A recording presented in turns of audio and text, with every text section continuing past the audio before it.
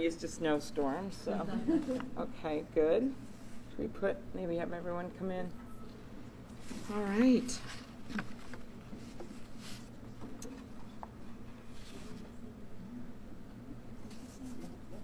All right. Well, thank you, everyone, and thank you for taking a little time out from this important conference today that I know some of you are covering, or all of you, to talk about something that is equally important, and that is gun safety. And we have an opportunity right now, not just for the 2020 campaign and for the presidential race, but an actual opportunity right now because there are a number of bills that are sitting on Mitch McConnell's doorstep, and they are bills that have passed the House of Representatives. They would make a big difference in safety for our country.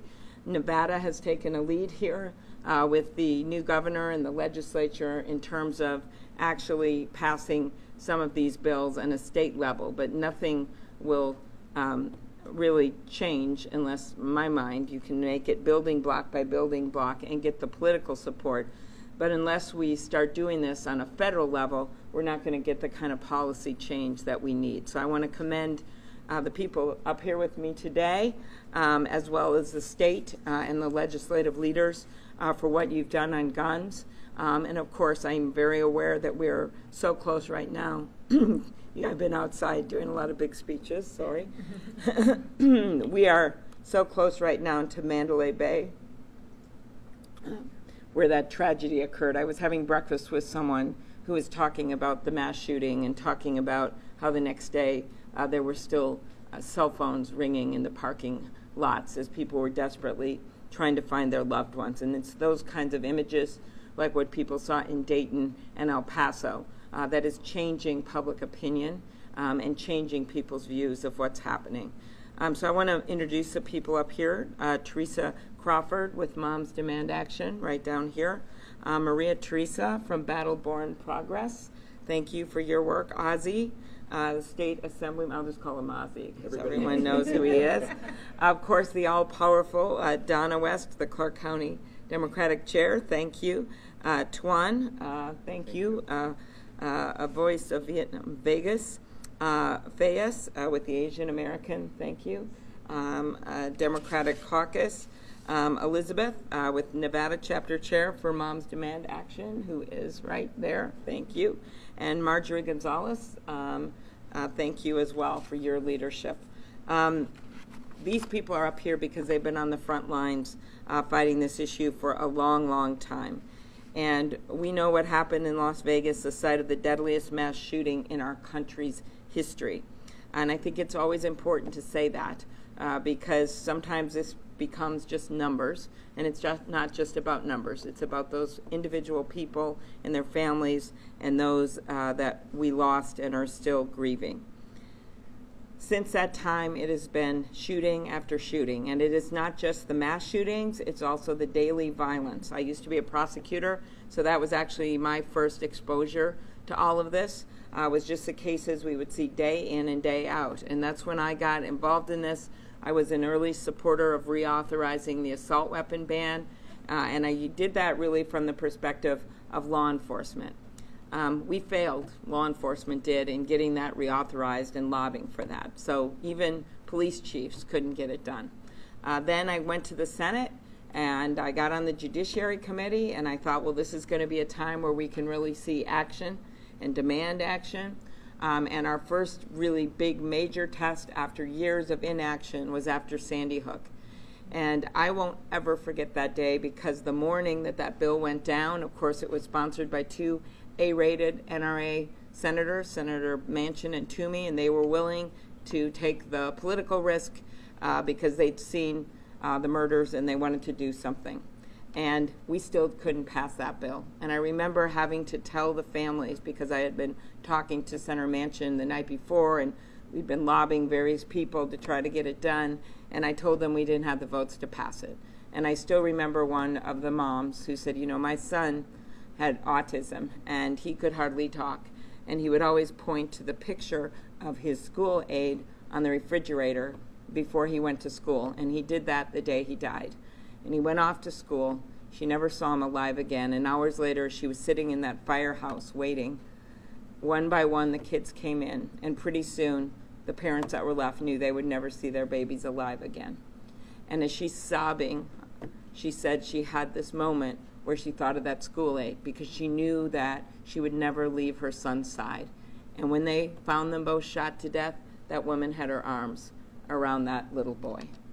They had the courage to come to Washington. As survivors and family members of those we lost in Nevada had that same courage. But the Senate didn't have the courage to pass that bill. That day I said it was my lowest moment in the Senate. It continues to be the lowest moment in the Senate.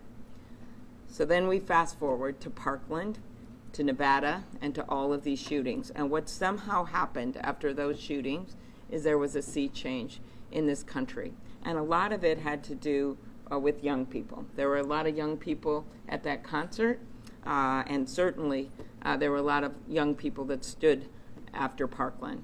And somehow the people at this point in history became icons.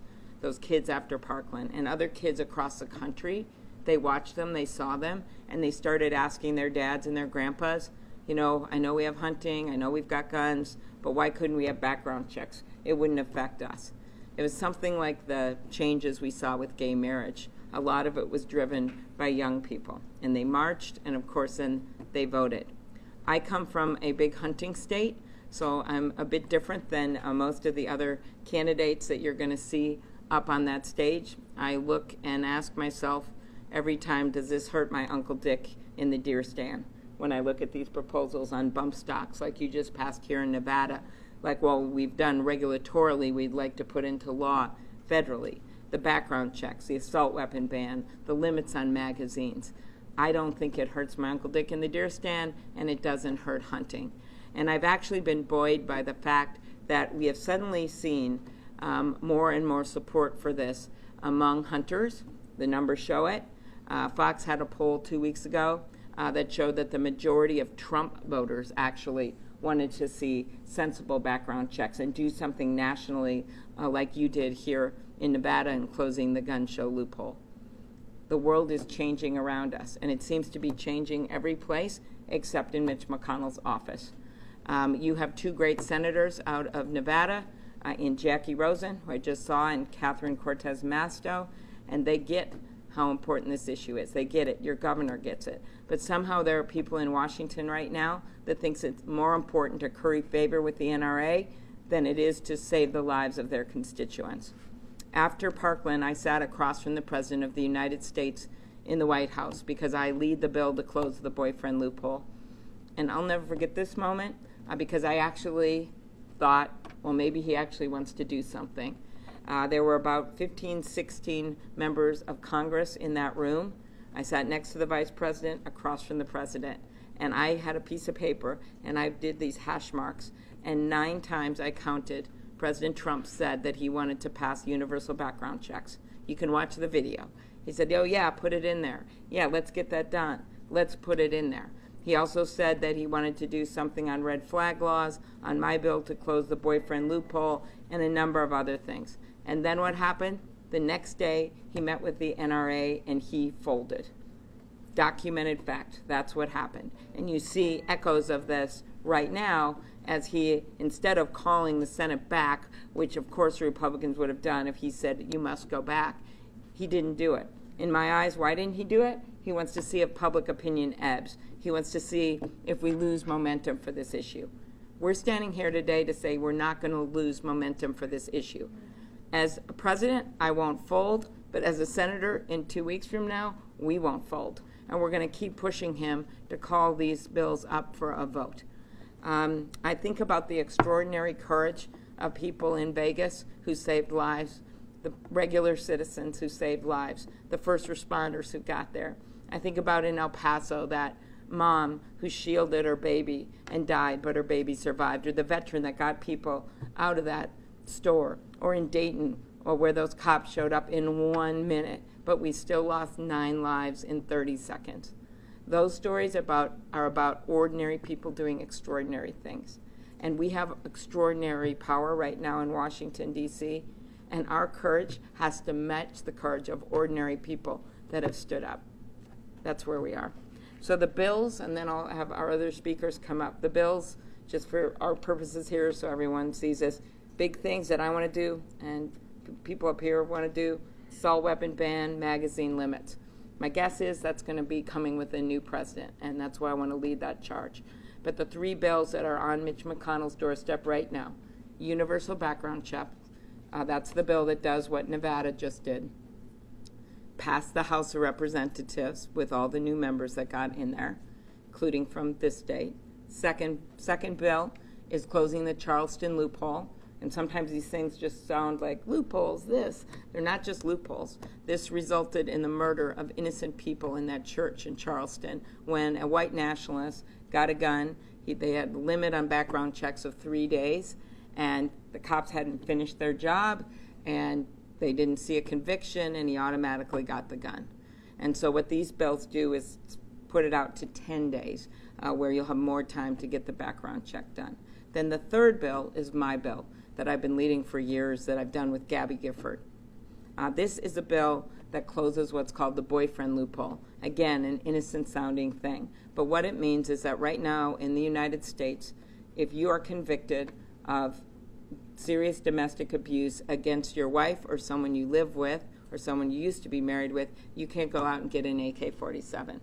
But if you are convicted of it against your girlfriend, which is, by the way, half of the domestic homicides, you can go out and get an AK-47. Same offense, just different classifications of the relationship, but they're intimate partners. That's called closing the boyfriend loophole, along with the stalking bill. So that bill actually passed in the domestic violence bill with 33 Republican votes.